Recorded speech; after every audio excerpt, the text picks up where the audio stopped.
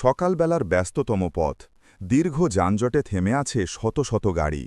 সেই থমকে থাকা গাড়ির সারি আর ধোঁয়ার কিনারায় ৪৫ বছর বয়সী বৃদ্ধা লীলাদেবী তার ছেঁড়া শাড়ির আঁচল সামলাতে সামলাতে মানুষের কাছে সাহায্যের আবেদন জানাচ্ছিলেন।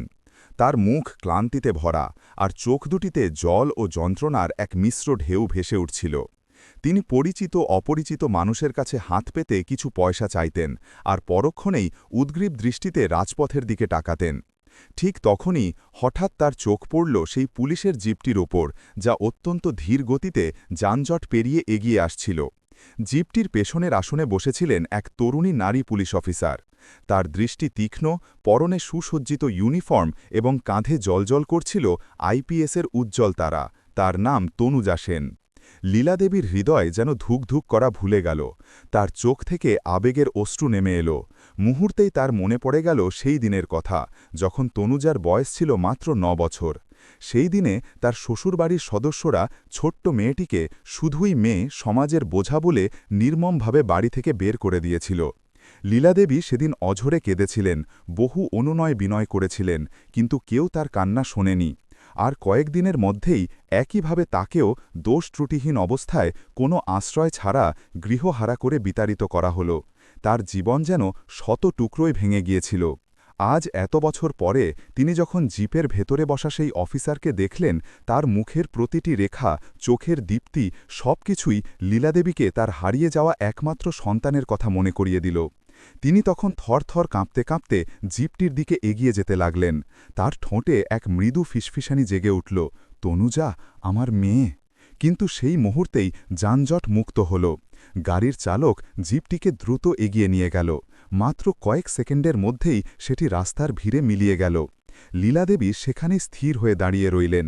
তার হাত দুটোর আঙুলগুলো আকাশে থমকে রইল, যেন তিনি কাউকে ছুঁতে চেয়েও ছুঁতে পারলেন না। ধীরে ধীরে তিনি ফুটপাথের দিকে ফিরে এলেন এবং সেখানেই বসে পড়লেন। তার চোখ থেকে অবিরত জল ঝরতে থাকল এবং হৃদয়ে সেই পুরনো ব্যথা আবার জেগে উঠল। সন্তান হারানোর তীব্র কষ্ট এবং তার মনের প্রশ্ন, সে কি সত্যিই আমার তনুজা ছিল? রাস্তা থেকে যানজট কেটে গিয়েছিল। সড়ক আবার তার স্বাভাবিক কোলাহলে ফিরে এলো। পথচারীরা চলাচল করছিল, হর্ন বাজছিল, কিন্তু লীলাদেবীর জন্য সময় সেখানেই থেমে গিয়েছিল। তিনি খুব ধীরে তার জায়গা থেকে উঠলেন। তার কাপড় ঝেড়ে সেই রাজপথের দিকে দেখতে লাগলেন, যেদিকে তার মেয়ের জিপটি অদৃশ্য হয়ে গিয়েছিল। তার মনটা মুহূর্তের জন্য টলে উঠল।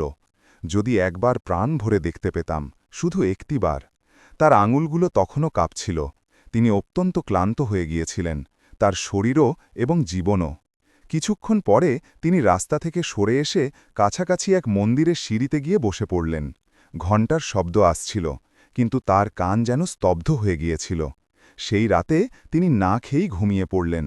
রাস্তার ধারের অন্ধকার তাকে চারদিক থেকে ঘিরে ধরছিল। হিমেল বাতাস তার শরীরকে ছিঁড়ে দিচ্ছিল। সকালে যখন তার চোখ খুলল, তখন সূর্যের হালকা কিরণ তার মুখে এসে পড়ল। কিন্তু তার মনে তখন একটাই সংকল্প, তার মেয়েকে যে কোনো মূল্যে খুঁজে বার করা। একবার তাকে দেখা, একবার কথা বলা, সে তা চাক বা নাই চাক। তিনি তার ছেঁড়া পুটলিটি উঠালেন এবং সেই দিকেই হাঁটতে শুরু করলেন, যেদিকে জিপটি গিয়েছিল। তিনি জানতেন না যে তিনি কোথায় যাবেন।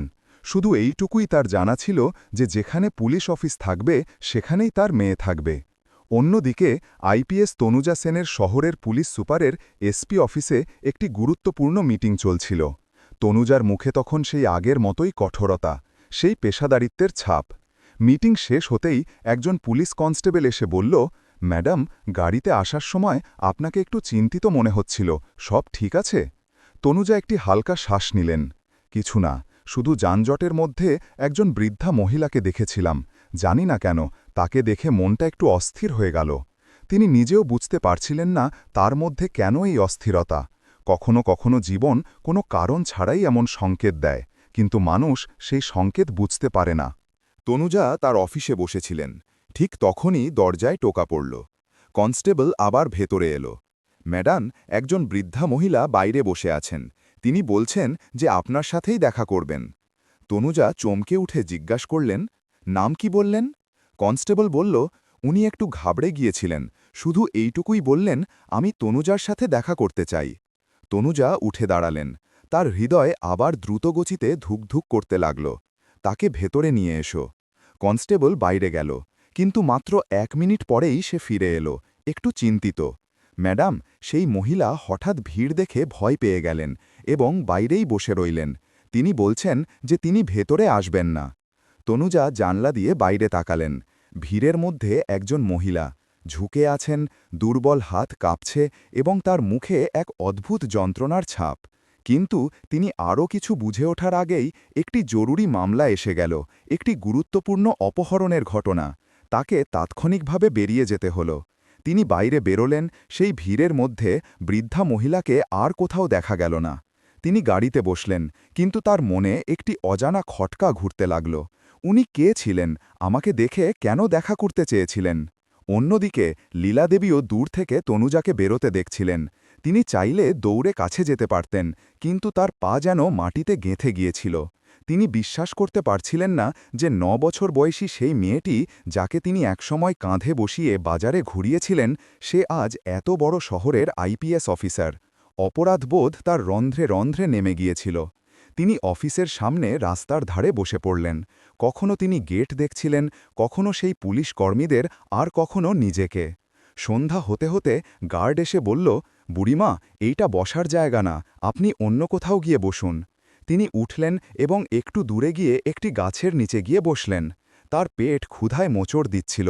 একজন চা বিক্রেতা দয়াপরবশ হয়ে তাকে একটি সিঙাড়া দিল। তার চোখে জল এসে গেল। জীবন আজও দয়ার ওপরেই চলছে, আর তিনি সেখানেই বসে তার মেয়ের অফিসের দিকে তাকিয়ে রইলেন। পরের দিন সকালে তনুজা অফিসে পৌঁছলেন।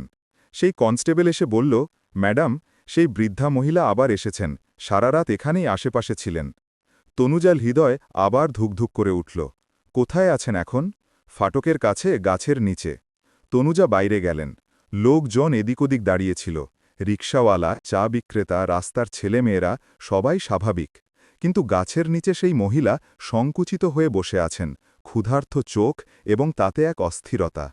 তনুজা ধীরে ধীরে এগিয়ে গেলেন। মাজি, আপনি আমার সাথে দেখা করতে চেয়েছিলেন?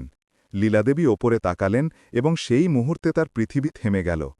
আইপিএসের ইউনিফর্ম, ঝলমলে ব্যাজ এবং সেই একই চোখ, যা একসময় 9 বছর বয়সী মেয়ের ছিল। তার ঠোঁট কাঁপল, কিন্তু আওয়াজ বেরোল না। তনুজা আবার জিজ্ঞেস করলেন, আপনি কে? আমার সাথে আপনার কি কাজ ছিল? আর ঠিক তখনই লীলাদেবীর গলা ধরে এলো। চোখ থেকে জল ঝরঝর করে পড়তে লাগল। লোকজন তাদের দেখে থেমে গেল। তনুজা আরও বিভ্রান্ত হয়ে গেলেন। মাজি, ঠিক আছেন তো? জল লাগবে? লীলাদেবী কিছু বলতেই পারছিলেন না। তার হৃদয় চিৎকার করছিল, কিন্তু আওয়াজ বাইরে আসছিল না। তনুজা কনস্টেবলকে ইশারা করলেন, একে অফিসের ভেতরে নিয়ে চলো, এর শারীরিক সমস্যা হয়েছে। কিন্তু লীলাদেবী মাথা নাড়লেন, না না, ভেতরে না, শুধু শুধু আপনাকে দেখতে চেয়েছিলাম। তনুজা চমকে গেলেন, আমাকে কেন? লীলার চোখ ভরে এলো, কারণ তুমি আমার। তার কথাগুলো গলার ভেতরেই আটকে গেল। ভাগ্য যেন আবার একটি নিষ্ঠুর কৌতুক করতে চাইছিল। হঠাৎ করে আরও একটি জরুরি পরিস্থিতি এসে গেল, একটি বড় আকারের অভিযানের খবর। সিনিয়র পুলিশ অফিসার এসপি ফোনে চিৎকার করছিলেন, তনুজা, সঙ্গে সঙ্গে রওনা হয়ে যাও, 15 মিনিটের মধ্যে পৌঁছাতে হবে। তনুজা লীলার দিকে তাকিয়ে রইলেন। তার মন যেন ভেঙে যাচ্ছিল। মাজি, আমাকে যেতে হবে, কিন্তু আপনি কোথাও যাবেন না। আমি ফিরে এসে আপনাকে নিজে খুঁজব, দয়া করে যাবেন না। আর তিনি দ্রুত গতিতে জিপে উঠে বেরিয়ে গেলেন। সাইরেন বাজতে থাকল এবং দূরত্ব বাড়তে থাকল। লীলাদেবী সেখানেই বসে রইলেন, কিন্তু তার মনে একটি নতুন ভয় প্রবেশ করল। উনি কি ফিরে আসবেন আমার ভুলের পরেও? তিনি ধীরে ধীরে গাছের ওপর ভর দিলেন। জল অবিরাম ঝরছিল। সেই দিন সন্ধ্যায় অভিযানটি খুব বড় ছিল, বিপদও ছিল। রাত 9টা বাজল, কিন্তু তনুজা তখনও ফেরেননি। ভাগ্য যেন আবার তাদের মাঝখানে এসে দাঁড়িয়েছিল। রাস্তায় অন্ধকার বাড়ল, চায়ের দোকানগুলো বন্ধ হতে লাগল। পুলিশ অফিসের বাইরের ভিড় কমে গেল। লীলাদেবী গাছের নিচে বসে রইলেন। তার শরীর কাঁপছিল। ক্ষুধা, ঠান্ডা এবং ভয় সব একসাথে। তার চোখ গেটের দিকে নিবদ্ধ ছিল, কিন্তু ঘড়ির কাঁটা এগিয়ে চলল। রাত 12টা বাজল, তবুও তনুজা এলেন না। লীলার চোখ ঢুলুঢুলু করতে লাগল। তারপর মাথা একপাশে হেলে গেল এবং তিনি ধীরে ধীরে অজ্ঞান হয়ে গেলেন। একজন কনস্টেবল গাছের নিচে এক মহিলাকে অজ্ঞান অবস্থায় দেখল। কাছে গিয়ে দেখল, আরে, এই তো সেই বুড়িমা। সে সঙ্গে সঙ্গে তাকে হাসপাতালে নিয়ে গেল। সারা হাসপাতাল জুড়ে হালকা ওষুধের গন্ধ এবং লম্বা করিডোরে নার্সদের ধীর পদচারণা। এই পরিবেশেই তনুজা বাইরের গেট দিয়ে দ্রুত গতিতে ভেতরে এলেন। তার মুখে ক্লান্তির ছাপ, চোখে অস্থিরতা এবং হৃদয়ে এক অদ্ভুত ঘাবড়াহাট ছিল। তার কাছে ফোন এসেছিল যে পুলিশ কোনো বৃদ্ধা মহিলাকে নিয়ে হাসপাতালে এসেছে, অবস্থা খুব খারাপ। এই খবর পাওয়া মাত্রই তার হৃদয়ে এক অজানা ভয়ে ভরে গিয়েছিল। কেন, তিনি নিজেও জানতেন না, শুধু হৃদয় যেন কোনো অনিশ্চিত বিপদের সতর্কতা দিচ্ছিল। কাউন্টারে দাঁড়িয়ে থাকা কনস্টেবল তাকে দেখেই বলল, ম্যাডাম, ওনাকে লবিতে নিয়ে যাওয়া হয়েছে, কিন্তু ডাক্তার বলেছেন কেউ ভেতরে যেতে পারবে না। তনুজার কপাল কুঁচকে গেল। কেন, শেষ পর্যন্ত এমন কি অবস্থা হয়েছে? কনস্টেবল হালকাভাবে মাথা নিচু করল। ম্যাডাম, সেই মহিলা খুব ভেঙে গেছেন, শরীরও এবং মনও। তনুজা কিছু বললেন না এবং দ্রুত পদক্ষেপে লবির দিকে এগিয়ে গেলেন। লবির বাইরে কাঁচের দেয়ালের ওপারে একটি বিছানায় সেই বৃদ্ধা মহিলা শুয়েছিলেন। তার মুখ সাদা, ঠোঁট শুকনো, হাতে নীল দাগ এবং শরীরে হালকা ব্যান্ডেজ। তনুজার পা হঠাৎ সেখানেই থমকে গেল। তার গলায় কিছু আটকে গেল। সেই মহিলা তাকে জানা সত্ত্বেও অজানা লাগছিলেন। তার মনে হলো যেন এই মহিলা এবং তার জীবনের মধ্যে কোনো অদৃশ্য সুতো আছে যা তিনি শনাক্ত করতে পারছেন না, শুধু অনুভব করছেন। তনুজা দরজার দিকে পা বাগাতেই হঠাৎ ডাক্তার সামনে এলেন। এক্সকিউজ মি, আপনি ভেতরে যেতে পারবেন না। তনুজা অবাক হয়ে বললেন, কিন্তু আমি অফিসার, আমি কেসটি হ্যান্ডেল করছি। ডাক্তার নম্রভাবে বললেন, ম্যাডাম, আপাতত ওনার রক্তচাপ বিপি খুব কম, আঘাতের ট্রমা মাত্রাও খুব বেশি। তাকে যে কোনো ধরনের আবেগজনিত চাপ থেকে দূরে রাখা জরুরি। আপনি ওনার সাথে কাল কথা বলবেন, এখন না প্লিজ। তনুজা কিছুক্ষণ চুপ রইলেন, তারপর শান্ত স্বরে বললেন, ঠিক আছে, আমি বাইরে থেকেই দেখে নিই। ডাক্তার সম্মতিসূচক মাথা নাড়লেন। তিনি কাঁচের ওপারে দাঁড়িয়ে সেই মহিলাকে দেখতে থাকলেন। কেন তার হৃদয়ে এত কষ্ট হচ্ছে? কেন তার মনে হচ্ছে যে সেই মহিলা কোনো খুব গভীর, খুব পুরনো যন্ত্রণার মধ্যে দিয়ে গেছেন? এবং সবচেয়ে অদ্ভুত, কেন তার মনে হচ্ছে যে তার নিজের হৃদয়ের একটি অংশ সেই মহিলার শ্বাস-প্রশ্বাসের সাথে ভেঙে যাচ্ছে? কনস্টেবল কাছে এসে বলল, ম্যাডাম, উনি কিছু বলছিলেন কিন্তু খুব ভাঙা ভাঙা শব্দে, হয়তো কাউকে ডাকছিলেন, আমি বুঝতে পারিনি। তনুজা চোখ না সরিয়ে জিজ্ঞেস করলেন, কি বলছিলেন? কনস্টেবল ইতস্তত করে বলল, মনে হচ্ছিল কোনো মেয়েকে ডাকছেন, কিন্তু পরিষ্কার শুনতে পাইনি। মেয়ে, এই শব্দটি তনুজার হৃদয়ে যেন কেউ অদৃশ্য ছুরি চালিয়ে দিল।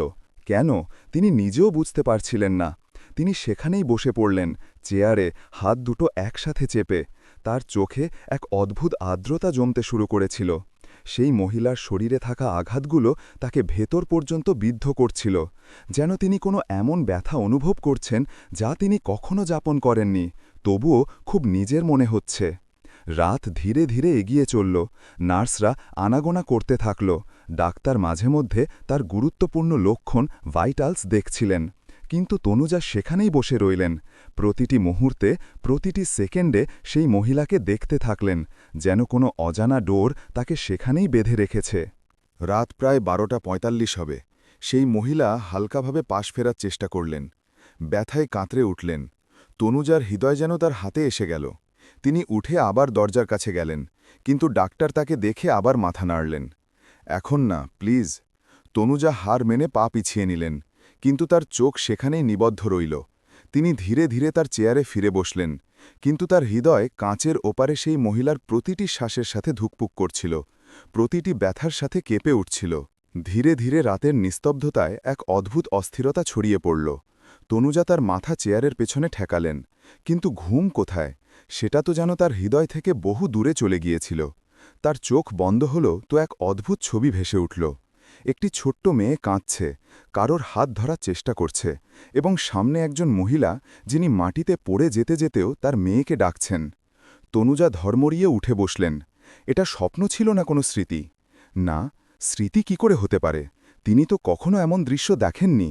তাহলে এই অনুভূতি এত সত্যি মনে হলো কেন? সকাল প্রায় 4টায় ডাক্তার বাইরে এলেন। তিনি তনুজার দিকে তাকিয়ে হালকাভাবে হাসলেন।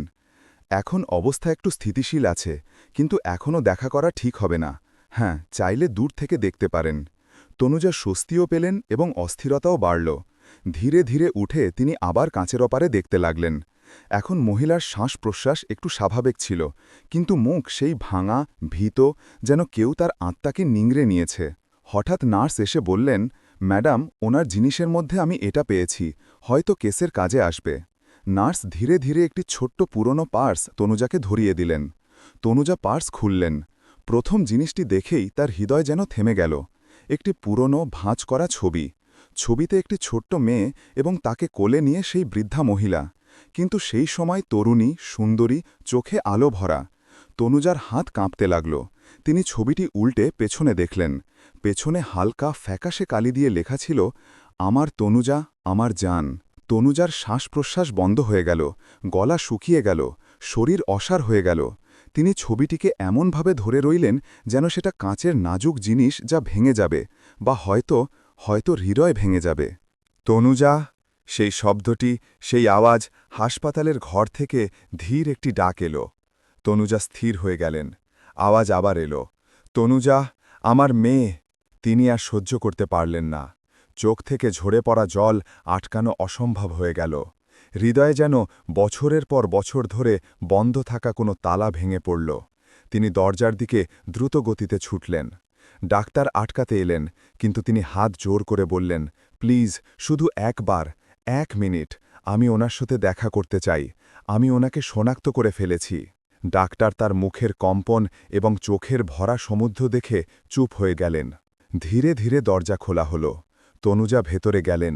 তার মা, হ্যাঁ, এখন সেই মহিলা কোনো অপরিচিত ছিলেন না, তিনি তার মা ছিলেন। মা তাকে দেখেই হাত তোলার চেষ্টা করলেন, কিন্তু হাত বাতাসে কেঁপে থমকে গেল। তনুজা দৌড়ে কাছে গেলেন, তার হাত ধরে নিলেন।